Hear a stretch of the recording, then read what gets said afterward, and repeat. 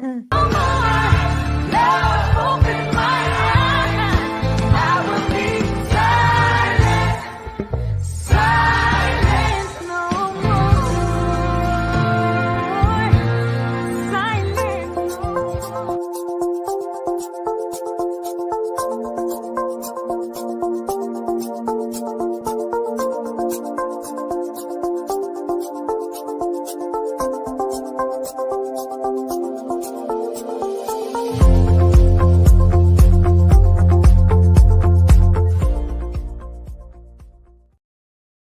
Well, hello, I'm Janet Morana, Executive Director of Priests for Life. Welcome to our program.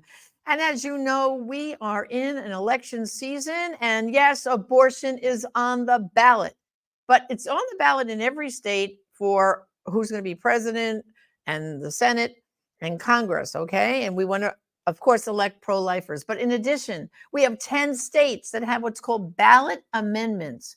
And what they want to do in these states is take abortion and put it in their state constitution through all 9 months of pregnancy to kill the baby. Bad for the baby, but bad for the mother too.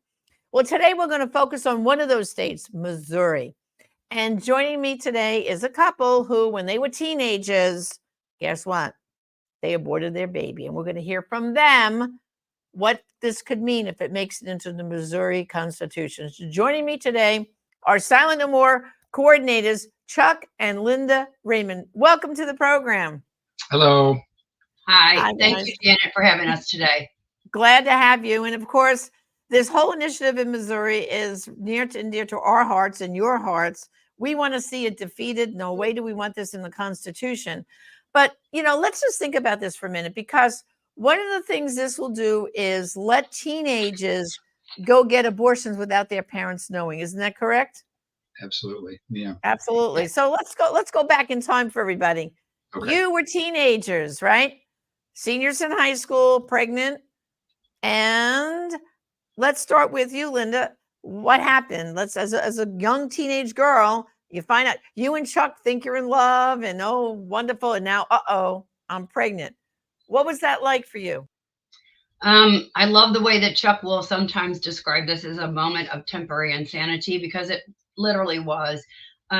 We were shocked, startled, scared to death to let our parents know, knowing that they would probably not let this pregnancy continue, which they didn't want it. And so we quickly had our abortion on the lie that Planned Parenthood told us that it's safe, legal, and you can get on with your life with just one procedure and one day. So it was traumatic, and the procedure was awful. I would describe it definitely as a moment that we just didn't have enough guidance, and it was like being temporary insanity. And Chuck, in your case, now from what I know of your story, both sets of parents were in favor of this abortion because they saw it as ruining your lives. And Chuck, especially in your case, because now you were getting ready to graduate, you had an appointment at West Point, right? So tell us from your perspective what happened on your side of the family. Sure. Yeah, just technically I didn't quite have the appointment yet, but that was my dream and that was in the plan. And as happens in unplanned or crisis pregnancies, we weren't intending to be pregnant or be parents. And so it was a crisis. And, unfortunately, I was afraid, timid. I was 17 years old, and I didn't have the strength or the wherewithal to resist the momentum that all four of our parents felt like, you guys can make this problem go away with the abortion and then move on with your lives. If you stay together, you can get married and have children later. And that would preserve my opportunity, like you said, to go to West Point. And just the reality of being a cadet at one of the military academies, you cannot be married and you cannot have any dependents. So there was certainly a one or the other situation in our lives. So it was very, very difficult. Now, obviously, you had the abortion and you went off to West Point. But tell us, Linda, how did your life, Chuck was away for 4 years in West Point. Yeah. You were back home dealing with your emotions from this abortion. What do you have to say about that?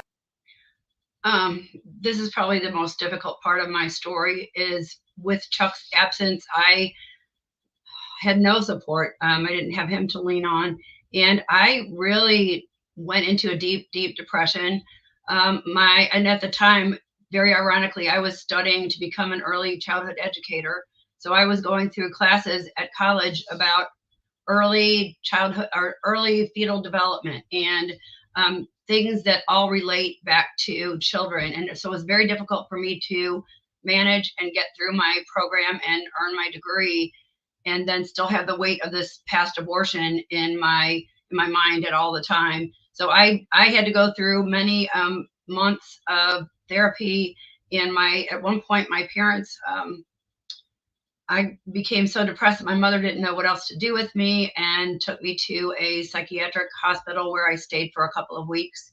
I've had over the years and over that period when Chuck was gone, had thoughts about suicide. My grades declined. I really, really struggled. It's not a good decision for women, and it doesn't resolve in just that one appointment. It goes, or that one appointment at Planned Parenthood. It just goes on, and it impacts your life in very negative ways. And now for both of you, obviously, Chuck, you eventually came back from West Point, you graduated, and I know you both got married, later on had a family. Yeah. But this abortion kind of played in the background for a while, didn't it? It just didn't go away. Like, you came back, oh, we got married, everything's wonderful, but it wasn't always so wonderful, was it? Chuck, why don't you tell us from your perspective? Okay. Yeah, from my perspective, there was always, we were so joyful to be able to stay together for, it was a total of 5 years by the time I graduated and get married.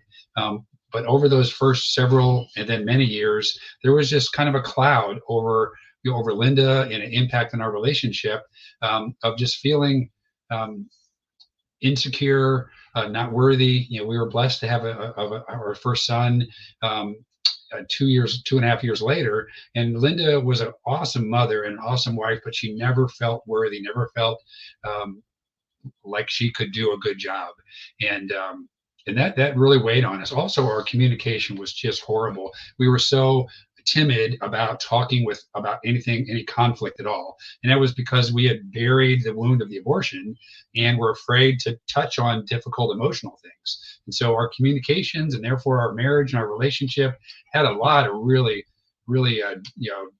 blind spots and challenges there. So now you both were basically stumbling along in your marriage, having these issues, but not being able to address it. So Linda, from your perspective now, how long did it take till you both sought help, or who sought help first? And how did you eventually get to Rachel's Vineyard and abortion recovery? Okay, so along about the time that our kids were in middle school, we learned about the Rachel's Vineyard retreat. So that's many, many years after the abortion. So it just festered, and that wound keeps building layers to bury it even further. So it's very difficult.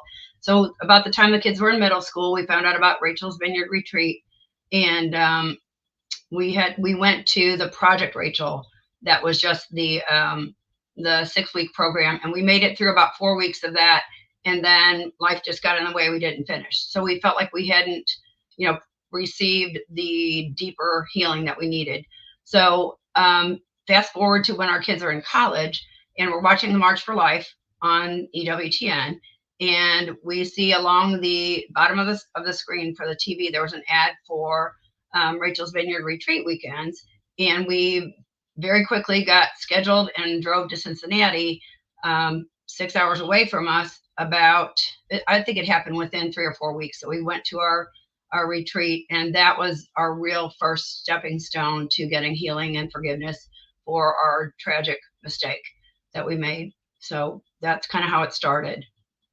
And I know both of you, went and eventually led Rachel's Vineyard retreats in your area. And of course, you represent the Silent No More awareness campaign so beautifully for a very long time. And I know you both have come to DC, and Chuck, you a lot, giving your testimony in front of the Supreme Court.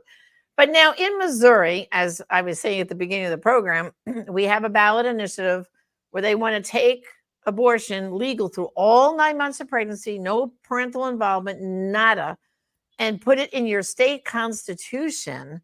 So let's start with Linda. I mean, when you first heard it, I mean, how does this make you feel as a woman who's had an abortion, knew it didn't solve your problems, created all these problems, and now they're going to put it in my constitution? What do you have to say about that? Janet, I'm just shaken to the core about this. Chuck and I have 8 grandkids, and 3 of the 8 are young ladies, and a couple of them are at that age. They're 10 and 11, getting ready to enter their puberty years. And I just shudder to think that if they had a friend, or they themselves got into some kind of problems, that they would, I mean, we're talking about no parental consent. We're talking about all 9 months of pregnancy here. It just makes me just almost violently ill to know that this could be instituted into our state constitution. I can't. It's really really startling, and that's why Chuck and I are out there on the front lines trying to educate people here in the state of Missouri to let them know just how wrong this would be for Missouri. Well, now, Chuck, from a guy's point of view, because, I always see abortion as like the out card for the guys, right? No responsibility, just go have that abortion, move on. And now, like Linda just said, you're a grandpa now, oh my goodness, my grandchild could get aborted, and without us involved or knowing. What can you say to the men out there that might be thinking, oh yeah, I'm going to vote for this amendment? Why not? What would you say as a guy? Really, really good question, Janet. What we know just biologically that every pregnancy there's a father, and that was just a tragic mistake that I made, is that I didn't fully understand that my parenthood, my fatherhood of that child. And I think that just in talking about abortion in general, us men have to recognize that we're responsible for those children that we create, however that happened. And to think that potentially, our girlfriends or our women could go and get an abortion without us even knowing about it, which they could do. And the men just have no rights whatsoever. And, it's a complicated situation, because obviously the woman is carrying the child, but we're fathers. And so, I really, really call out to men to recognize that. Additionally, women deserve better than abortion. There's so many things that we can do to help give them the information and the support they need to be able to carry those children to term and either parent or put them up for adoption. So the cheap cop out, solve the problem of, oh gosh, we're pregnant, for the guy is just not reality. That wound festered with me for so many years, and eventually I'm recognizing that was my child. I was his dad, and I failed then. So the men have to step up and I think really carefully learn exactly what this amendment would do, and make sure that it does not get into our Constitution. Yeah. And I want to thank you both that you're like involved. But if either one of you could tell us, with the involvement there in Missouri, what's the website? What's the ballot called? What's the number, so that people know this is what we're going to vote no on? And what website can they go to for more information? If I don't know who wants to take it. Go. Yeah.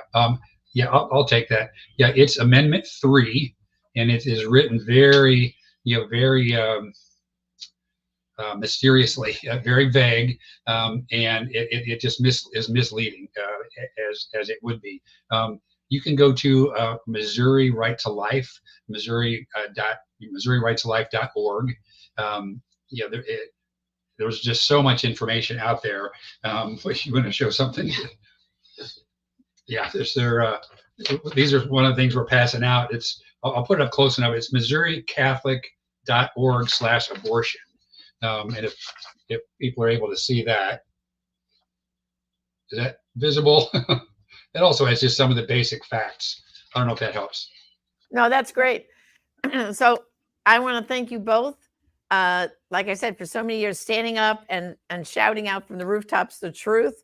We're going to pray. And we're going to defeat this Amendment 3. You know, in Florida, we have Amendment 4 voting no. In Florida, you've got Amendment 3 over there in Missouri. But I think together we just keep spreading the word, vote no, and I think we will succeed. So thank you for joining me today, and God bless. Thanks for having us, Thank you, Janet. God bless you. Okay. Well, brothers and sisters, you got your marching orders, okay? Even if you don't live in Missouri, you might know someone who does. Your job, call them, email them, put it on Facebook, vote no on 3 in Missouri. This is what we have to do. It's a team effort. The polls are very close there in Missouri, and we can put it over into our favor. Our favor is the favor for the babies and their moms. There's always a better choice. Life is always a good. It's the better choice. And you know what? You don't even have to make an adoption plan. There's a safe haven law in Missouri. You can literally walk into the hospital, deliver the baby, and walk out. You don't even have to have your name attached to that child, but you have the knowledge of knowing you gave life to that child. So let's not put this in the state constitution of Missouri. Let's keep it out. Vote no on 3. Until next time, this is Janet Marana, Executive Director of Priests for Life. God bless.